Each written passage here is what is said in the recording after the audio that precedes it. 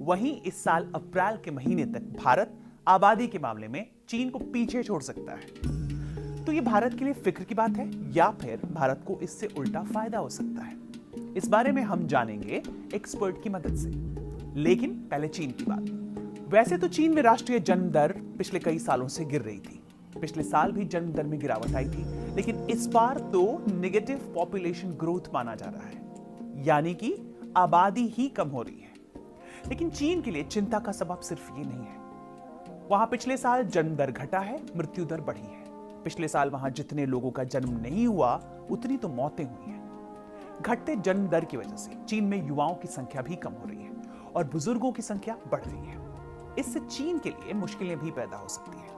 एक तो इससे चीन में वर्कफोर्स यानी कामगार कम हो जाएंगे और सोशल सिक्योरिटी और हेल्थ केयर का बोझ सरकार पर ज्यादा बढ़ेगा।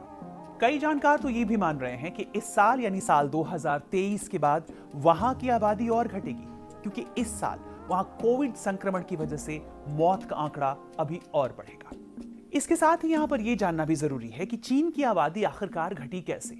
चीन की आबादी दुनिया भर में सबसे ज्यादा है। दुनिया की 1/3 से ज्यादा आबादी भारत और चीन में रहती है। अपनी बढ़ती जनसंख्या को काबू में करने के लिए साल 1979 में चीन ने वन चाइल्ड पॉलिसी अपनाई, जिसके तहत किसी भी जोड़े को सिर्फ एक बच्चा पैदा करने की इजाजत थी। नियम सख्ती से लागू किए गए, जुर्माना और नौकरी तक गंवाने का प्रावधान लाया गया। फिर वहां पर धीरे धीरे जन्म दर घटने लगी, जिसे देखते हुए फिर साल 2016 में नियमों में ढील दी गई और शादीशुदा जोड़ों को 2 बच्चे पैदा करने की इजाजत मिली। पर गिरते जन्म दर की वजह से अब तो हालात ये है कि चीन की सरकार बच्चे पैदा करने को प्रोत्साहित करने के लिए टैक्स में छूट के अलावा कई सुविधाएं तक दे रही है। अब जन्म दर बढ़ाने की फिक्र चीन में ऐसी है कि साल 2022 में राष्ट्रपति शी जिनपिंग ने इसे अपनी प्राथमिकता करार दिया। सिर्फ चीन ही नहीं, उसके पड़ोसी देशों दक्षिण कोरिया और जापान में भी जन्म दर घट रही है और वहां की आबादी का एक बड़ा हिस्सा अब बुजुर्ग हो चला है। इधर भारत में साल 1947 में आजादी के बाद आबादी में लगभग 100 करोड़ का इजाफा हो गया है। पर इसके साथ ही अच्छी बात यह है कि दुनिया में 25 साल से कम की युवा आबादी में से 47% भारत में ही है।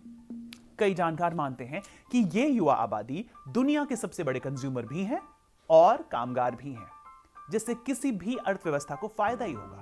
लेकिन इस युवा आबादी का इस्तेमाल अर्थव्यवस्था को मजबूत करने के लिए हो, इसके लिए जरूरी है कि इनके लिए रोजगार के अवसर और नौकरियां हों। अब यहां पर सवाल उठ रहे हैं कि जहां इन देशों की आबादी घट रही है और बुजुर्गों की संख्या बढ़ रही है, वहीं भारत अपनी जनसंख्या और अपनी युवा आबादी से क्या कुछ फायदा उठा सकता है? कैसे भारत चीन जैसे देशों पर बढ़त पा सकता है?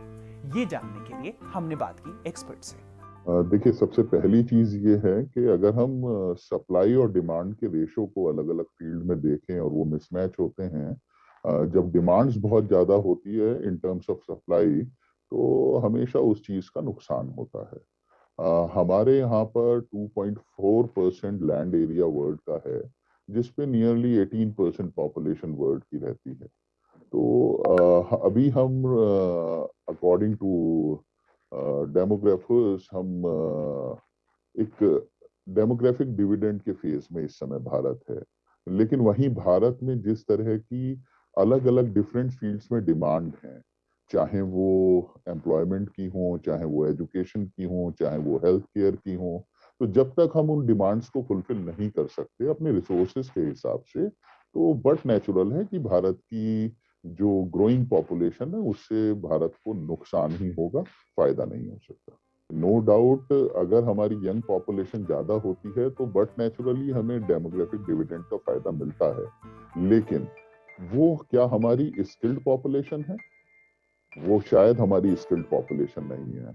क्या हम वर्ल्ड के लिए लेबर तैयार कर रहे हैं? ये सोचने की बात है। तो किस तरह से एम्प्लॉयमेंट के साधन उनके लिए उपलब्ध हो पाएंगे, किस क्वालिटी का एम्प्लॉयमेंट उपलब्ध हो पाएगा? भारत को अपनी पॉपुलेशन को जब तक भारत स्टेबलाइज नहीं कर सकता, अपने रिसोर्सेज के अकॉर्डिंगली भारत को अपनी पॉपुलेशन को लेकर आना पड़ेगा, तभी वो अच्छा स्किल्ड लेबर दुनिया को दे पाएगा, तभी वो डेमोग्राफिक डिविडेंड और इस यंग पॉपुलेशन का बेनिफिट उठा पाएगा।